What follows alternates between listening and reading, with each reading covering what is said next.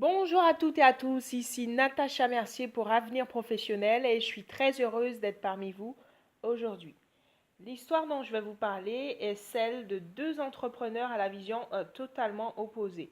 Cette histoire se passe dans un petit village au sud de la Colombie et les habitants de ce village doivent faire quotidiennement des kilomètres et des kilomètres pour s'approvisionner en eau au fleuve le plus proche. Le maire, qui est de plus en plus soucieux des conditions de vie de sa population, décide de lancer un appel d'offres pour trouver une solution au manque d'eau du village. À l'issue du processus d'appel d'offres, deux entrepreneurs sont sélectionnés et ils ont un an pour résoudre ce problème. Paul, le premier entrepreneur, commence son activité tout de suite.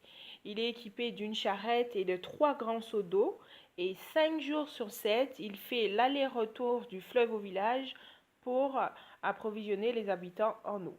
C'est vrai que les premiers jours, les premières semaines, il est étonné de n'avoir aucune nouvelle de Jacques, qui est le deuxième entrepreneur, mais il continue son activité et il est en situation de monopole, il gagne confortablement sa vie. Quelques semaines plus tard, des villageois mécontents des 2 jours de la semaine où Paul n'effectue pas le va-et-vient et donc ils sont privés d'eau, commencent à manifester leur mécontentement. 7 jours plus tard, Jacques, le deuxième entrepreneur, y refait surface, il revient et il propose à la population une offre alléchante. Il leur propose de l'eau 24 heures sur 24 et 7 jours sur 7. Alors, j'ai des questions qui me viennent en tête et que j'aimerais vous poser. Je partage ça avec vous.